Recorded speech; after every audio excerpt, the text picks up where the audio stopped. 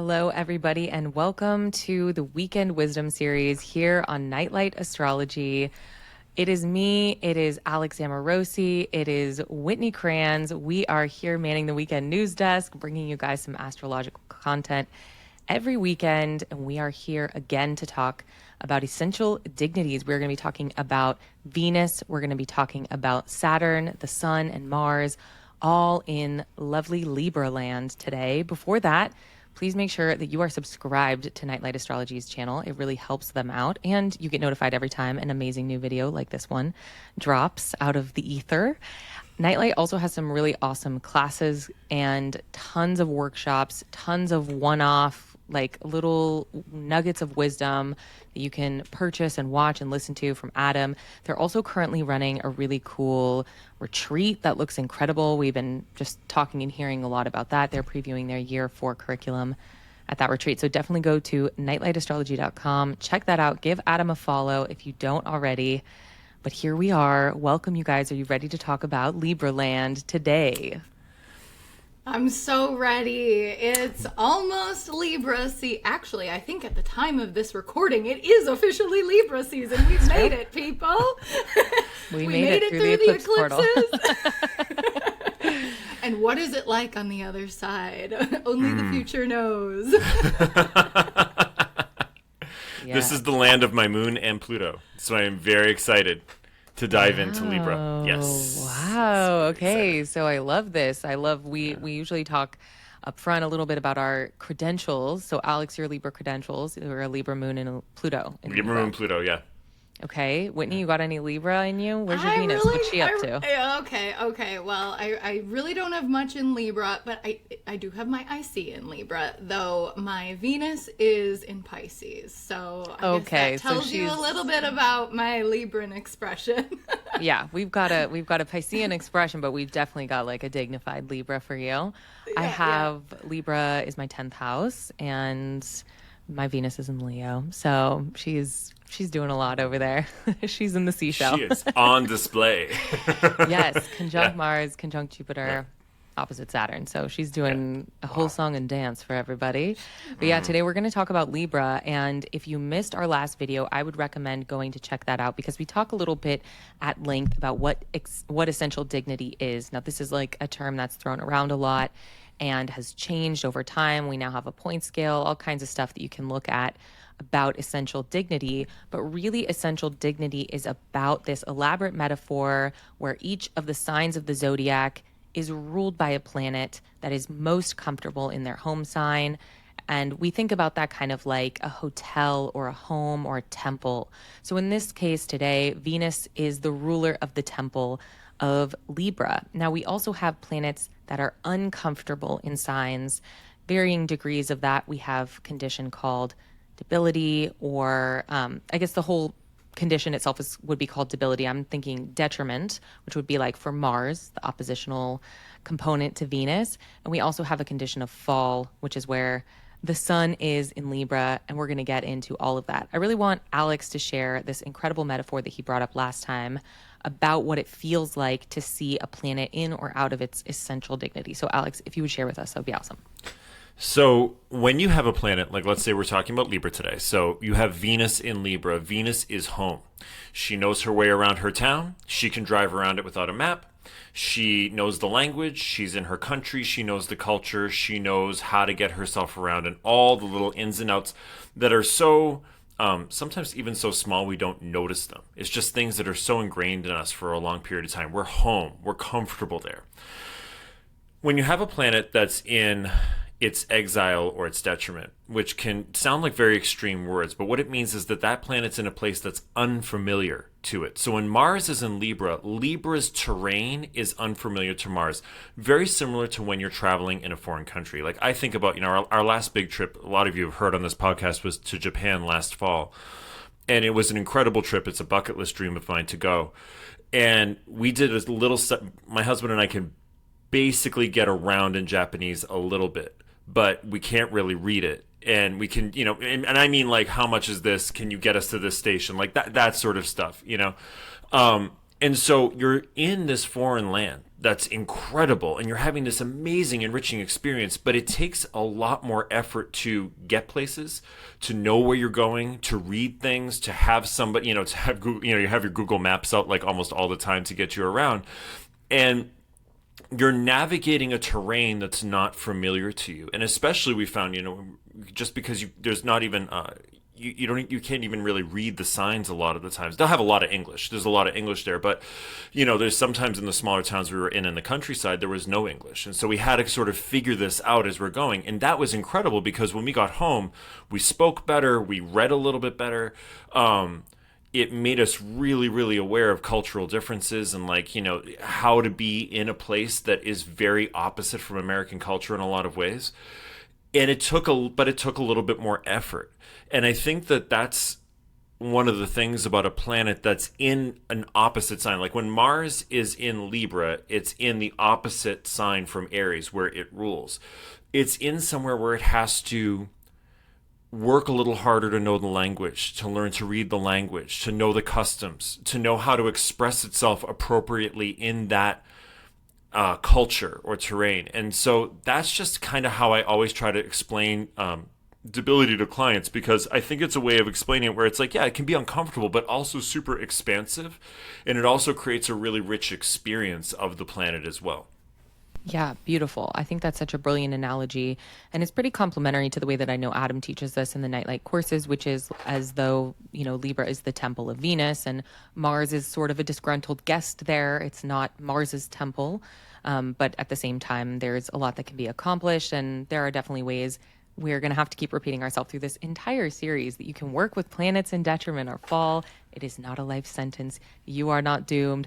I just see it too often. Clients can work with this, and it can make for some of the most awesome and beautiful and remarkable character traits about people and life experiences about people. So today, I think we are going to start by talking about Venus and what she's like there. Then we're going to talk about Saturn, the Sun, and Mars as we continue on. But first, let's talk really through Venus and see what we feel about Venus in Libra. Alex, why don't you kick us off with that too? Well, so we're starting with Libra is an air sign. And Venus in Libra is, to me, about conceptualizing beauty, harmony, and balance. This sense of keeping everything orderly. There's a social aspect to Venus and Libra that I think you sometimes see in Taurus too, which is Venus's other home, but you don't often see the sort of communicative, more cerebral quality of Venus. You really see that in Libra. You see that sense of like Venus as the connector, Venus as the harmonizer. Venus is the one who wants to keep things in balance, fair, and true.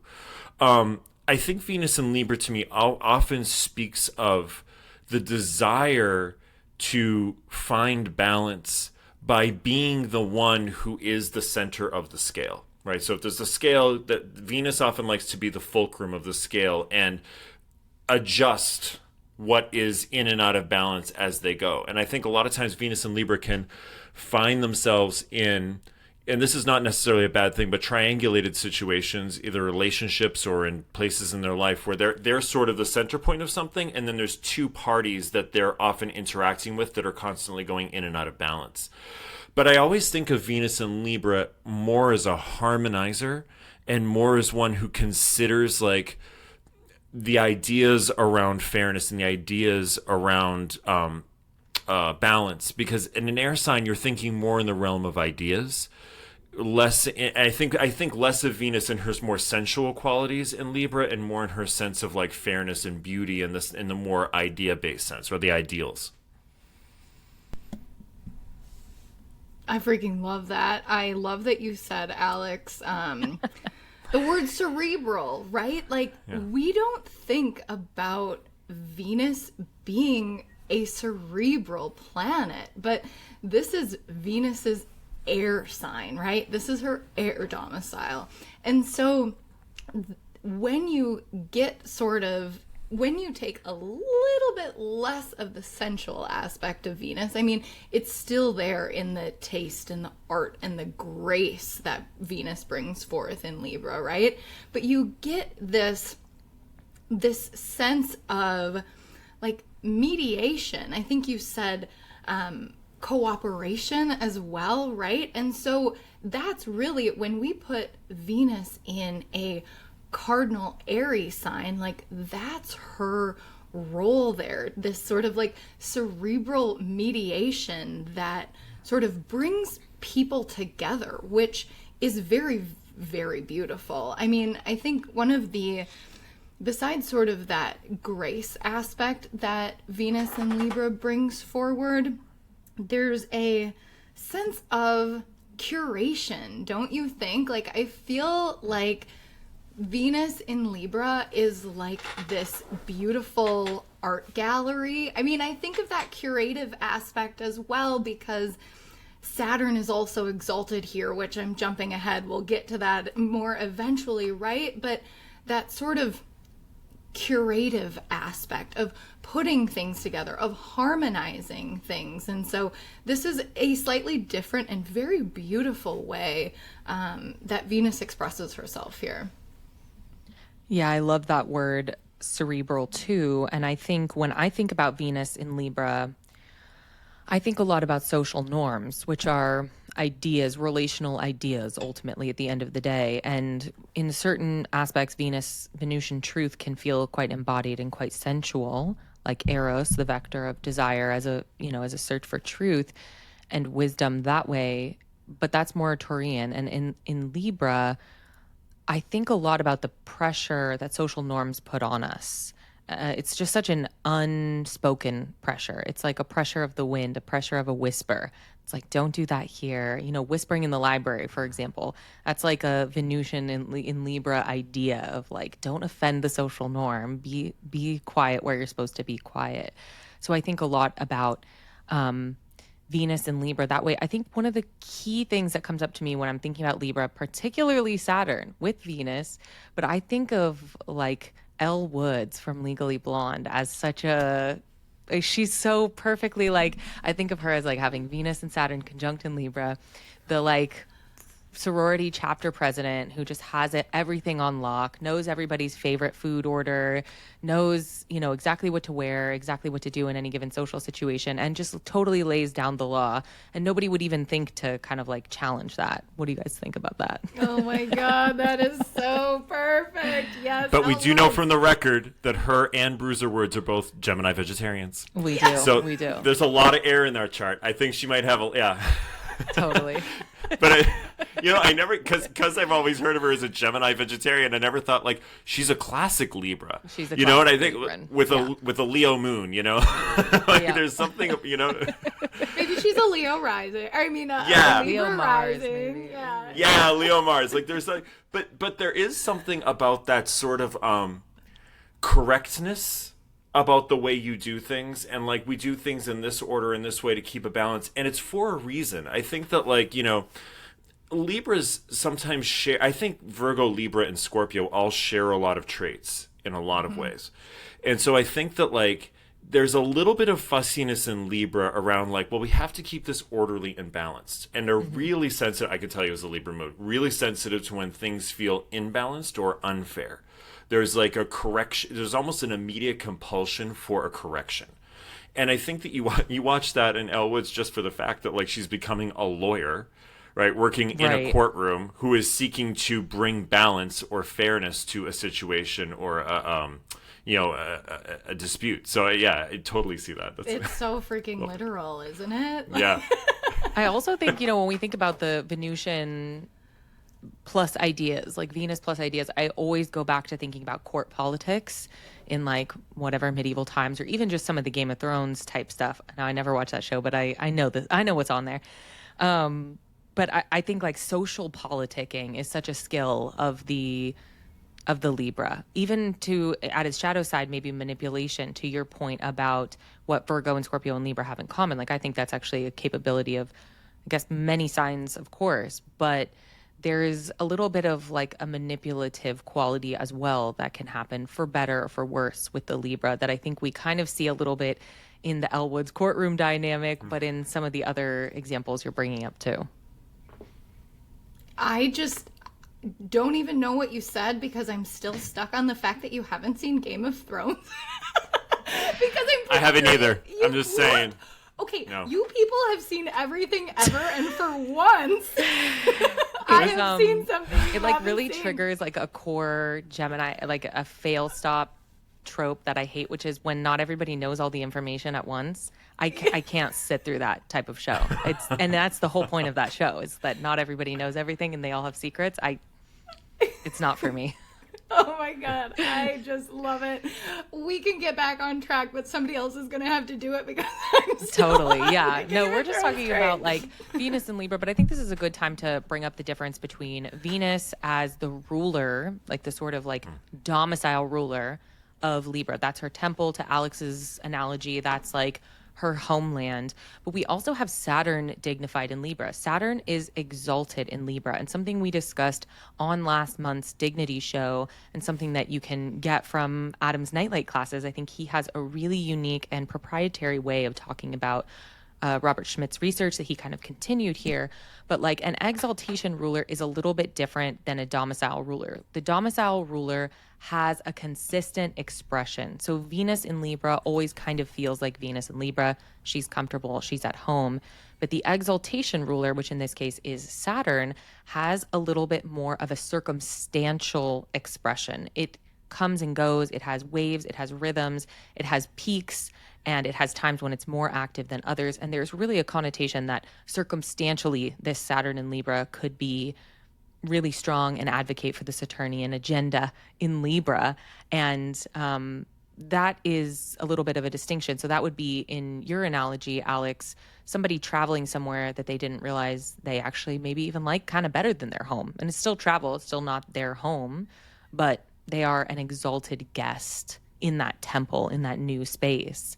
So Saturn in Libra, I find to be really interesting because of what we talked about earlier about Libran sort of alignment around institutions, around fairness, around justice. These seem like big Saturnian words to me in kind of obvious ways. I wonder what you guys think about Saturn in Libra.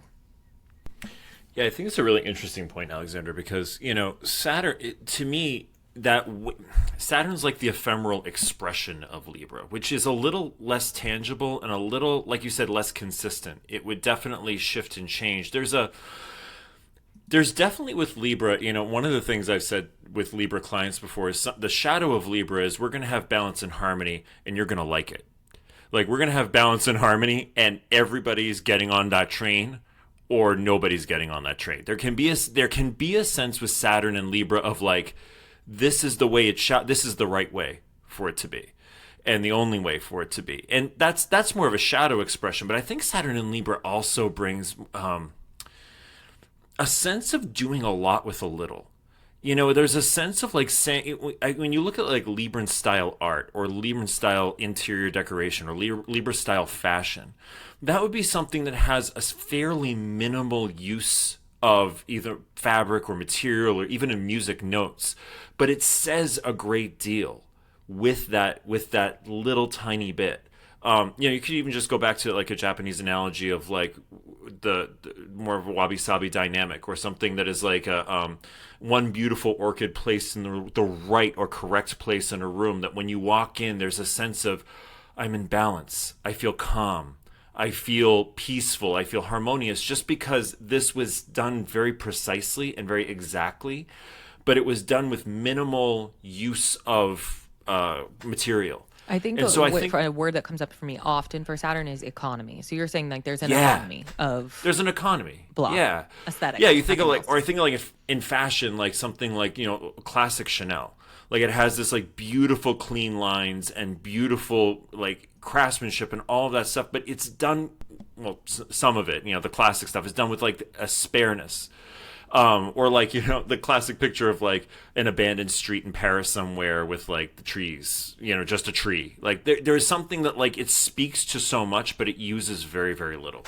I love that you bring up Chanel, because it was Coco Chanel who taught us all that when you're getting ready for the day and you're piling your accessories on, you always take one off before you leave the house, right? Because you can't be too much. And so I love that you bring that forth here. And it is this sense of Saturn in Libra is this sense of refinement here, right? Rather than restriction, isn't it? It's like how we cut things out that just are plain extraneous, right? That we don't need in order to make what's left absolutely better. And, you know, I think because Saturn gets such a bad rap as the greater malefic, like we forget about all the things that we love Saturn for. We love Saturn because it helps us mature. Saturn gives us the gift of time, right? We age with grace like fine wine because Saturn does its work, right?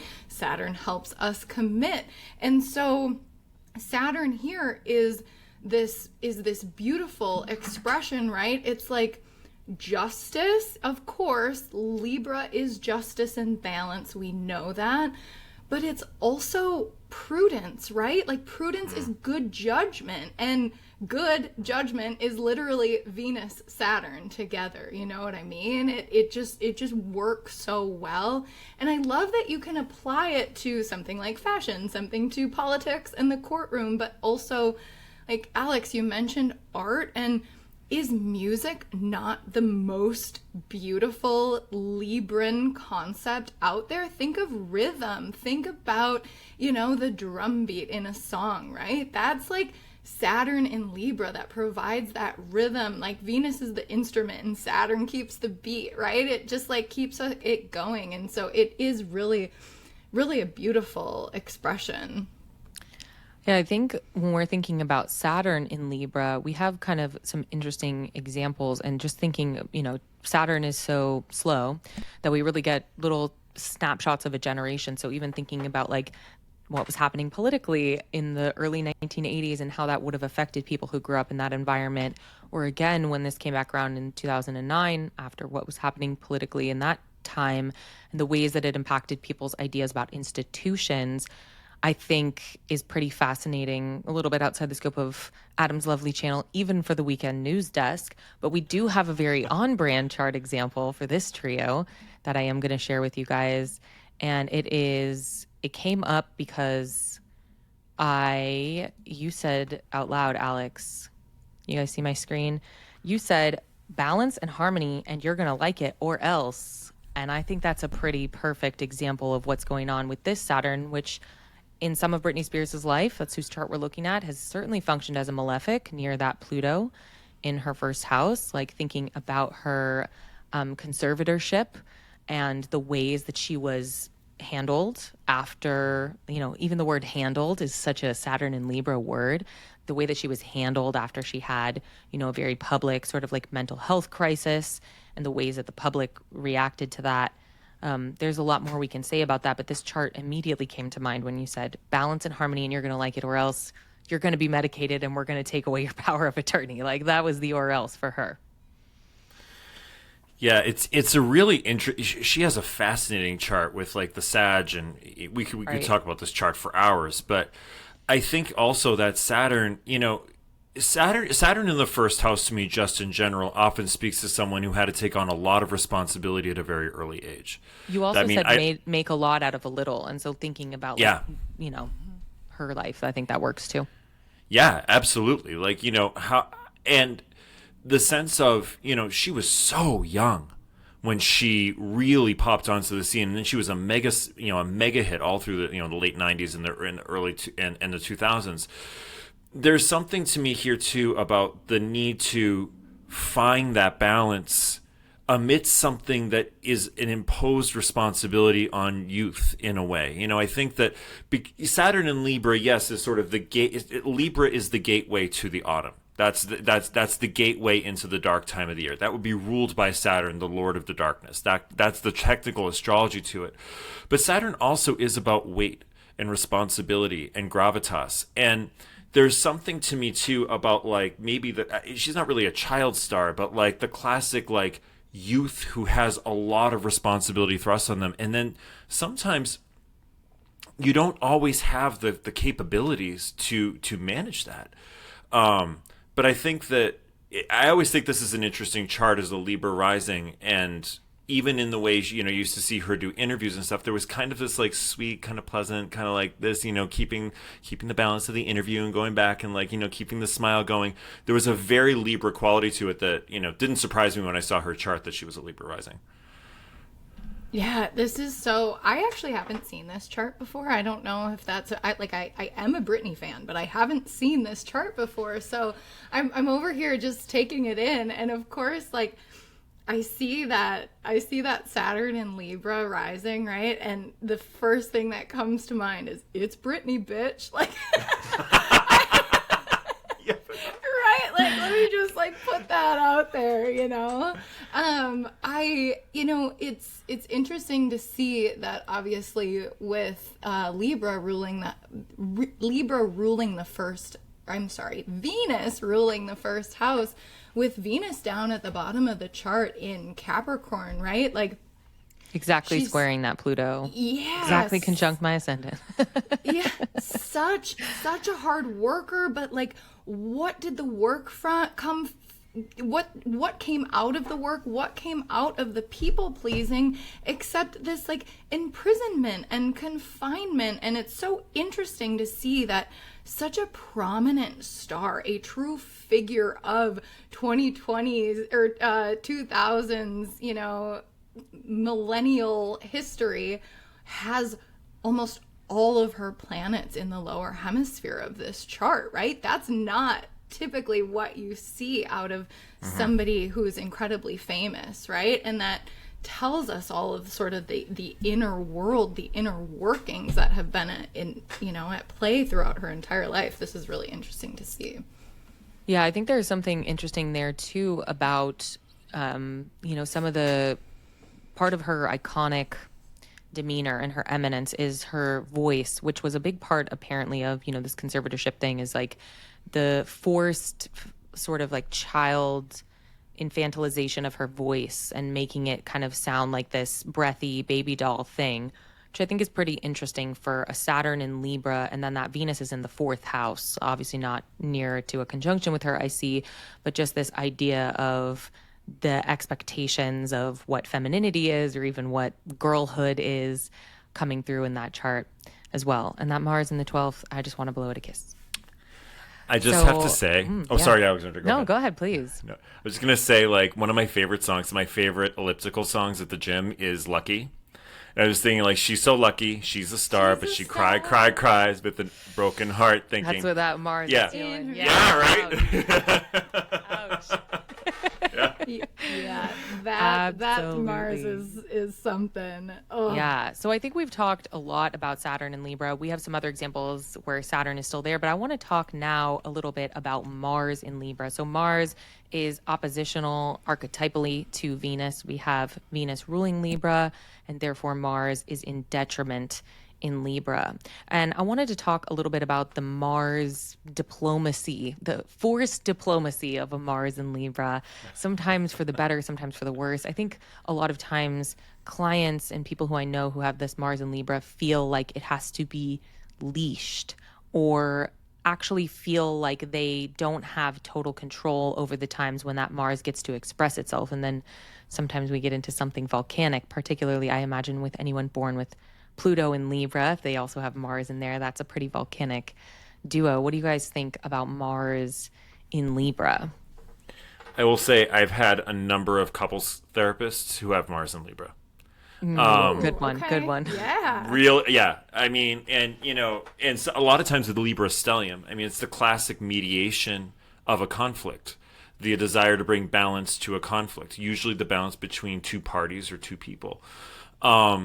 Mars in Libra too also has a sense of like, you want to get your point across, but it's done indirectly. But behind it is like this torrent of like, just do what I said. But you say it in this way where it's like, I recognize you have a point of view, and thank you for sharing that point of view.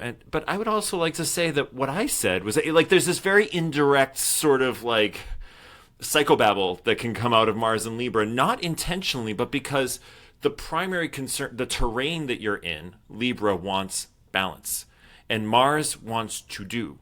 And so Mars is trying to fit itself into the culture of Libra, but behind it is still that Martian quality of assertion and will, and sometimes aggression. And I think what's interesting is, like, sometimes you'll watch a very skilled diplomat or a very skilled lawyer, someone who's very good at diplomatic communication. They're able to set a really clear boundary very effectively, but very in a way where you almost don't even know that it happened. That's a kind of Mars and Libra dynamic to me. And I think, Mars and Libra too, just saying classically, can be passive aggressive. Like, that can be a side, a darker side of Mars and Libra is like, not feeling like you can directly confront a problem, so sort of indirectly trying to communicate that you are angry, upset, all those kinds of emotions too. Yeah, I think that kind of goes back to the court politics thing, which is exactly. I'm sure now I'm thinking of in Lord of the Rings I'm so illiterate on the stuff you'd think I'd be literate about. But the greasy slimy guy, who's like Gollum? with the king. No, I know Gollum. Oh, the guy who has the king under a spell. Yeah. Oh, I forget his name, but I know. Yeah, kind of giving a Mars and Libra sometimes. Yeah. In certain moments there. Yeah. Yeah. Exactly. Well, right. Yeah. Well, he's greasy. Don't let Adam hear this because. I'm He'll be tired. like, you know what his name is? Jesus. Get your priorities straight. Oh my gosh, Alex, that is, I just, okay, it's too much because I'm pretty sure Lord of the Rings was mentioned on every single horoscope you two did when it was just you. For sure. Like, at least. Oh yeah. Oh yeah. Some sort of Lord of the Rings reference, and here we are screwing it up, but oh well. It's the weekend. No, you both talked about the diplomat, and of course that was like the first word in my notes, right, of what Mars is in Libra here in detriment, right? And it's like that, I don't want to be too negative when I say there's a slight manipulation that happens with Mars and Libra, right? But isn't that why the diplomat is successful, right? But again, like stranger in a strange land, they're forced to remain level-headed in this foreign country and abide by completely different, more peaceful, in Libra's sense, right, set of rules. And so when Mars's ability here is his ability is hindered to act swiftly, right? It sort of creates like this little bit of undercurrent, you know what I mean? And it's just, it's really interesting because did either of you, I feel like a few months ago, maybe within the last 6 months, there was a Netflix series that came out with Kerry Russell called The Diplomat. Did either of you see that? Oh, I haven't seen it. I've seen it on, but I haven't seen it. I love Kerry Russell, and so of course I had to watch that. It was good. I would definitely recommend it. I mean, nothing profound or anything. But it's really interesting because there's a dynamic in, the protagonist of the story is Kerry Russell, and she's a diplomat, right? But her husband is also a diplomat, and he's sort of been unseated from his role, and she is sort of working as the diplomat. And I almost see that husband, whose name I can't remember, right, sort of as this Mars in Libra in detriment here in this story. Like, they've both been diplomats, they both have all of this great experience, right, working in foreign countries, but her husband has been unseated from his role and has sort of these negative qualities to overcome, we'll just say. It's interesting. I like it. I'm ready for the next season for sure.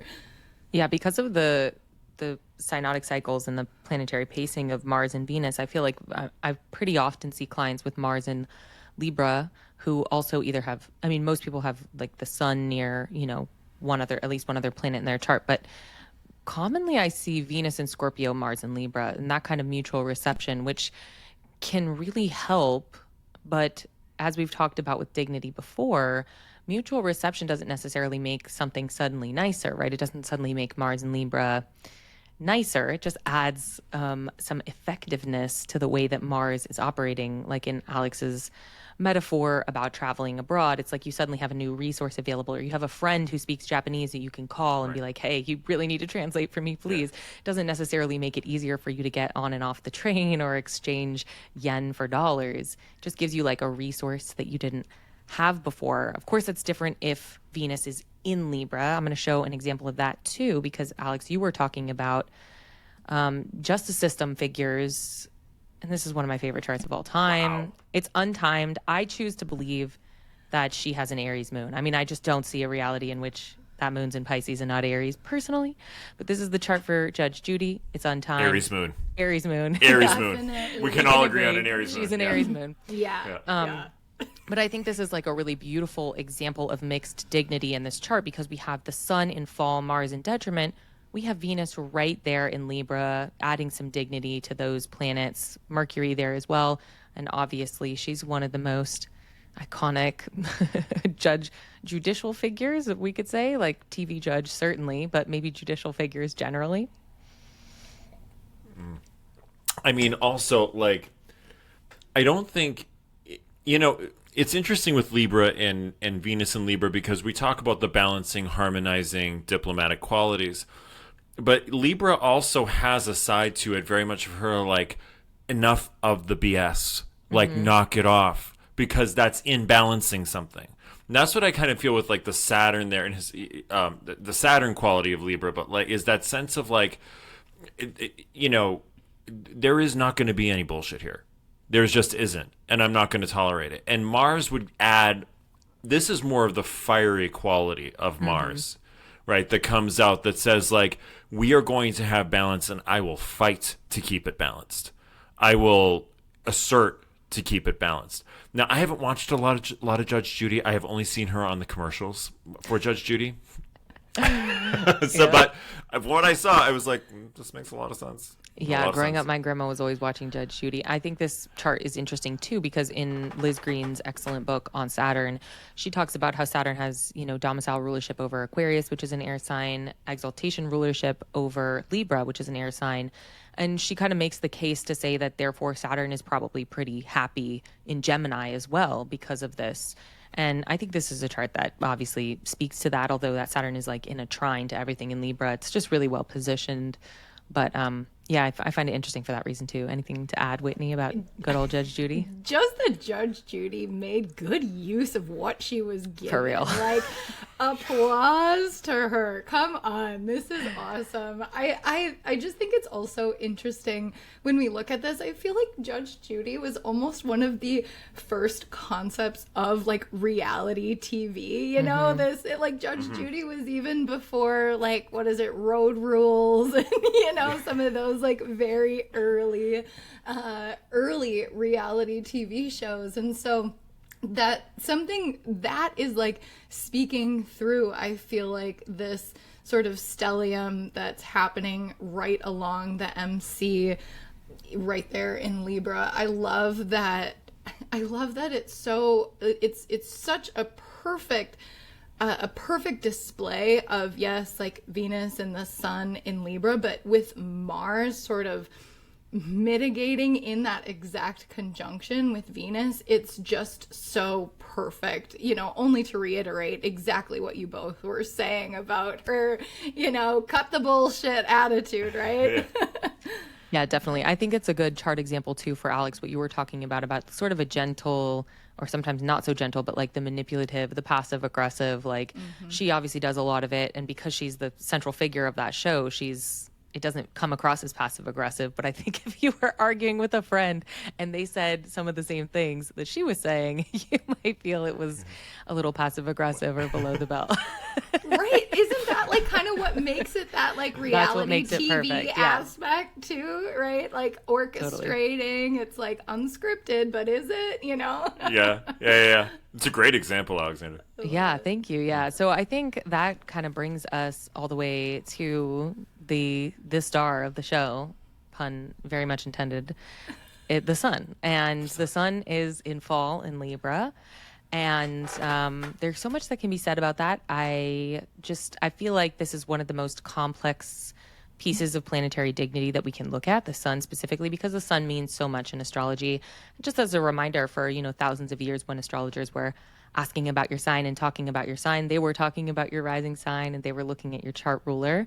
And then, of course, Linda Goodman published the iconic Sun Signs astrology book. And so now we all kind of think about the sun as our identity. It's easier to calculate off the back of a napkin and just say, like, oh, I'm a Gemini sun, or I'm an Aquarius sun.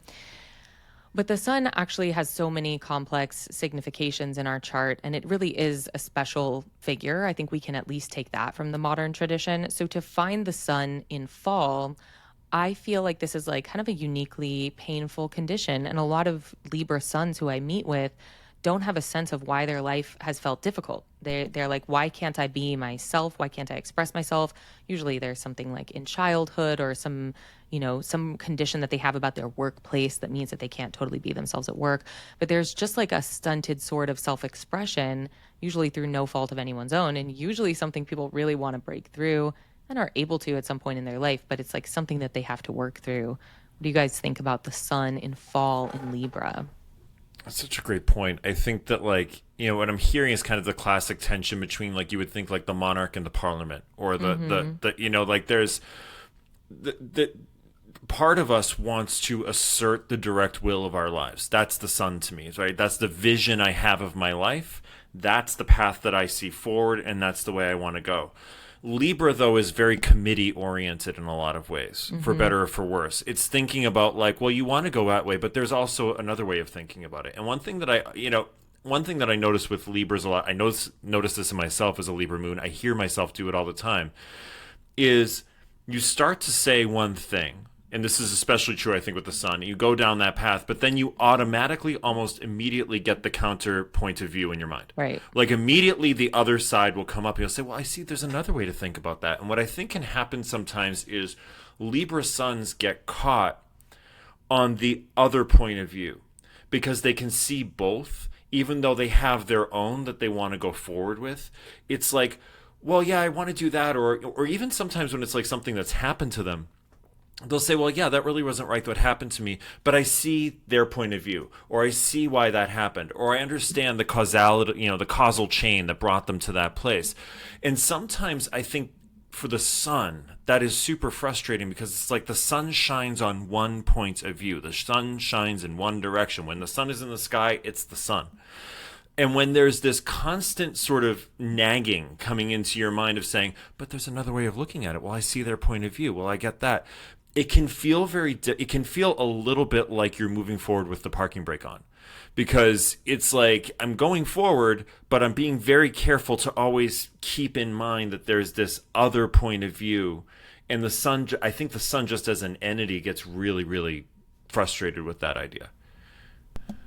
Yeah, I absolutely agree. As you were talking, Alex, I was seeing like the Libran scales, right? Like a Libra sun is somebody who is constantly playing that balancing act within themselves, within their own desires and wills and ideals to move forward with, because that's really what the sun is, right? And so you're like constantly weighing the options, weighing me versus we. And I think that's really interesting when we look at it. Like, what does it mean to have the sun in fall? Like, just like a planet in detriment. No, you're not doomed. Like, Librans are not doomed. I have my sun in its detriment in Aquarius. Like, I hope I'm not doomed. Sometimes we feel that way, don't we? But like, it's so important to like look at why that is, right? The sun is exalted in Aries. Aries is the place of me, is the place of I am, right? And so the sun in fall in Libra on the opposite side of the spectrum is the place of we. And so that's where those ideals become focused, right? In that place of we. And so sometimes in that sort of balancing act, it can feel, it's Libra, right? It's a dance, but it's like one step forward and one step back. You know what I mean? It is like, that's the visual that comes to mind with the Libra sun. And it doesn't mean it's not beautiful. Like, dance is so beautiful, but it might mean that you feel like you're kind of making steps in the same place over and over, right? Yeah, I feel like this is one of the best examples of why it's so important to talk honestly about dignity. So we keep making this joke, it's not a life sentence. It's really not. But when somebody comes to you, or when you come to astrology with painful life experiences that have happened to you, it is important that the language actually has symbols that it can use to represent that. And so often I have clients, come to me with really difficult life experiences, and it's just not going to help if I say like, oh, that's not real, that didn't happen, and look at Venus, and technically there's mutual reception. Like, you need to have the language to describe it. And there's often like a real wounding for a Libra sun around the solar figures, whether that's father figures, leaders, mentors, God, priests, whatever kind of solar figure it is. I think that can result in, and some of those experiences can lead also to this sort of thing that you're talking about, Alex and Whitney, about what I hear is a little bit of people pleasing, which I think like we think about Virgo Pisces as people pleasers, and I'm like, I think a Libra can be a people pleaser, particularly a Libra sun. What do you think? They're like the first people pleasers. They're the ones. They're like, you over me, I have heard a Libra sun that I used to know very, very well would always start something that they wanted by asking what you wanted. Right. Every single time. They'd say, well, how are you feeling about this? I'm like, I think you're trying to ask me how you feel about this. Well, how do you feel? And I think that that's the challenge of the Libra sun, because I could see him kind of go, oh, yeah, wait a second. I think this is an internal experience. Like, that projection comes out so naturally, because Venus is looking outwards. And whether it's Venus is naturally looking to the relationship first. Right, so it's thinking of the other person first before thinking of themselves. But Libra suns, I've noticed do that very, very often. And that, not only my friend did that, but a lot of people I've known. The sense of, well, what do you want? Well, I want this, but what do you want? Because there's a calculation often going on with air signs, and especially in Libra, of like, well, what's the social calculus here? How I say that there's a relational understanding of trying to keep things in balance while also saying this is the vision I have, I think that can be a little bit why it can sometimes take Libra suns a little bit longer to get to where they're going, right? If the sun is kind of the plot line of our life and where we move, like, of course, if you're playing on somebody else's game board and not your own all the time, you're not going to move those steps further quite as quickly as some others might, right? But that's such a valuable like soul level lesson, right? To learn to listen to your own self and your own instincts, right? Your own ideals. Yeah, I think one of the most common ways that I see planets in detriment or fall, just in any condition of, imperiled or suffering dignity-wise, the most common way I see that appear for clients is like a pattern that repeats over and over in their life. So in this way, we're talking about like this repeating sets of circumstances where you're like, I just can't be myself. Can't be myself at work. I live with a weird roommate. Can't be myself at home. Can't be myself in my relationship. Whatever it is, these patterns. And then often what happens is a transit will unlock that somehow, whether it's an eclipse or a retrograde, or in Adam's classes, he focuses particularly on outer planetary transits, which I definitely see as well. But this is like one of the core life moments for a Libra sun, is like when you get to unlock that and you get to say like, hey, I'm going to prioritize my own authenticity, my own path, my own drive, and being who I am instead of pleasing others. That's one of the core Libra moments. It makes me so proud whenever I have a reading with a Libra sun and they're like, I want to be more authentic. I want to be more myself. I'm like, yes, we're doing it. I'm part of your transit. I claim this. I want this for you. It's so fun. Totally. It's a very, that Aries can go to the opposite extreme, right? The opposite sign can go to the opposite extreme of I'm just doing this no matter what. There's no committee Right. in my mind. It's me, and this is what I do. So it can be the opposite extreme. And I think that I always feel that the polarities of signs are always working to try to balance off of each other, especially when there's a detriment, exaltation relationship or something, a dignity relationship of some kind. And I think that Libra suns can still be authentic and who they are, and in a very diplomatic way. And I'm like, you don't have to be a jerk. You don't have to suddenly, I'm not saying Aries are jerks, by the way. I'm not saying Aries are jerks. Don't come at me. But what I'm saying is, like, Libras sometimes can just say, like, well, this is what I want to do, and I'm doing it for these reasons, and this is for me. And sometimes I think even for a Libra sun, just starting the sentence with, well, I want this. What do you want? I would like this, right? Rather than putting it out to the other person and making the calculation off of it. There's something just very empowering about that. And it doesn't mean you have to suddenly be the opposite sign. It's just learning how to work with those polarities in different ways. Well, and isn't it making sure you're surrounding yourself with the right people, the right relationships as well, those who empower you and your own agency, right? It's like the example you used of solar figures earlier, right? Like, a leader needs to have, if they're going to enact any sort of change or any sort of their will, they have to have the right government in place to, like, reflect that back to them, right? So Yeah, totally. I mean, you're a 7th house sun with an 8th house exalted Venus, and you're like, bring in other people. Like, yeah, okay, of course. Alexandra's astrologizing me. I knew something was happening. It flashed before my eyes. I'm sorry. My eyes just glaze over sometimes with charts, but you're so right about that. And I think, like, Alex, to your point, you're making the point that, like, not every planet is even something that needs to be worked with, right? Like, you might decide, Judge Judy, we wouldn't sit here and tell her, you need to be less of a judge. You need to be less diplomatic as a person. Like, she's got to figure it out. She doesn't She'd be need like, our help. hell no. Get out of here. Yeah, I'm scared of her just from the commercials. I didn't even see the show. I'm scared of her from Jesse McCartney impersonating her on TikTok. That's a deep cut, but some people in the comments are going to know what I'm talking about. All right, cool. Well, what do you guys think? Let's make some closing statements about, we've got Venus, we've got Mars, we've got Saturn, we've got the Sun, all in Libra, and just the Libran sensibility for this very fine Libra season. What do you think, Alex?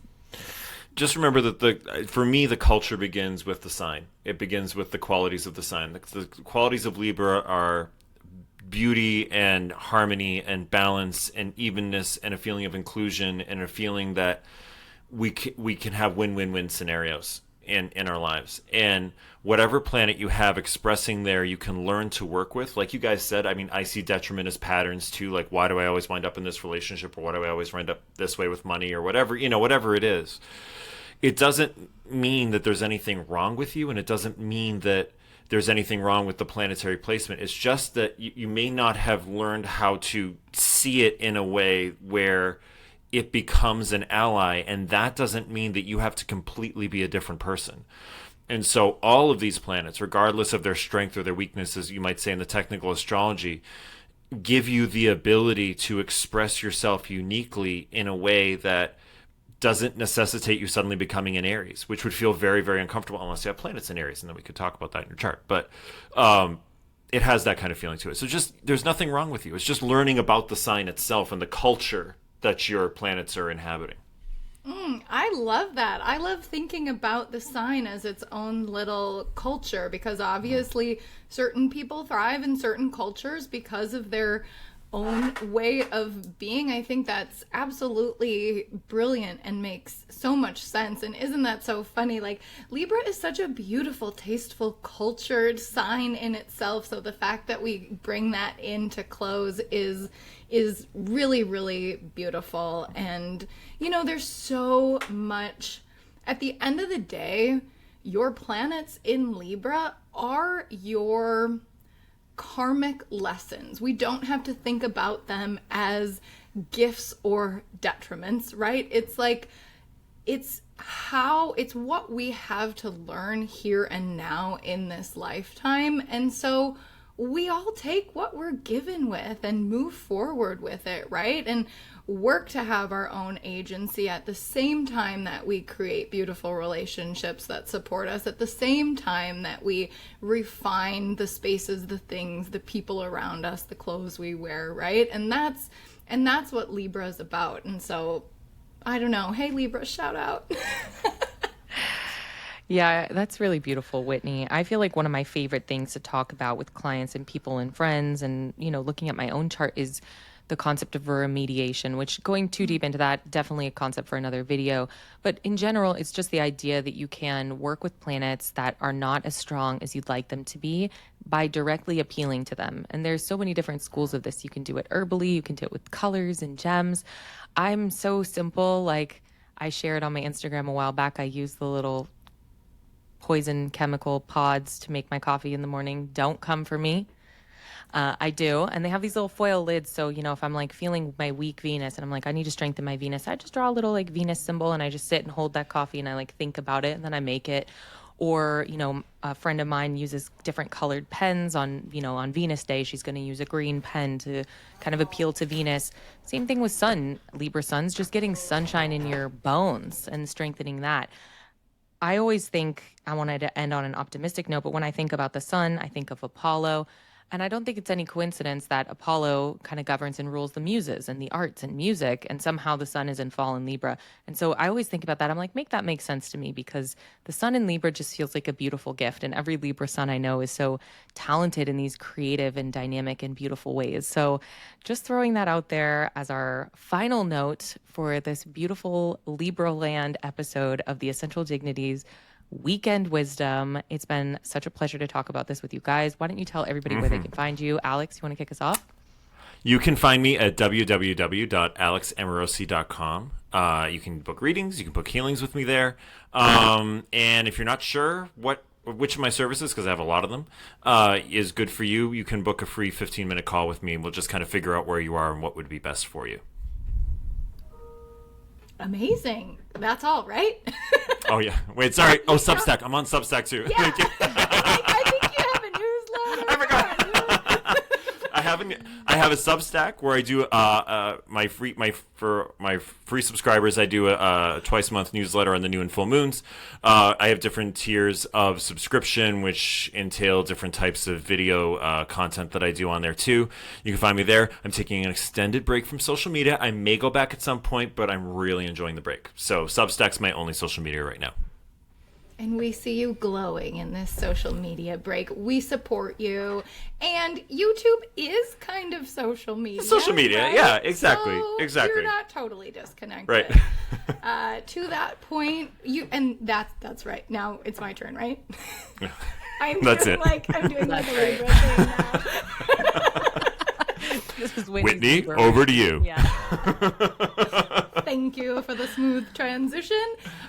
Speaking of YouTube, we're on YouTube right now. Go over to astro.arcana.astrology. That is my YouTube channel where I speak at length in poetic platitudes about all of the lunations upon us. So you'll find those episodes basically every other Tuesday morning coming out there.